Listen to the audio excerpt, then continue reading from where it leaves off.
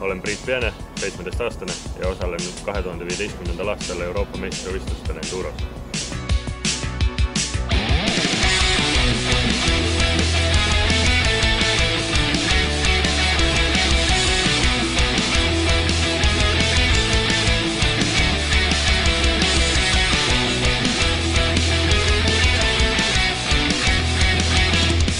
Enduro on maastikul sõidetav motospordiala, mille klassikaline võistlus kestab 2 päeva. Enduro võistluse eesmärgiks on panna proovile mootorrataste töökindlus ja osalevate võistlejate oskused. Võistlusrajal on ekstreem, krossi ja enduro kiiruskatsed, kus mõõdetakse ajaliselt parimat tulemust.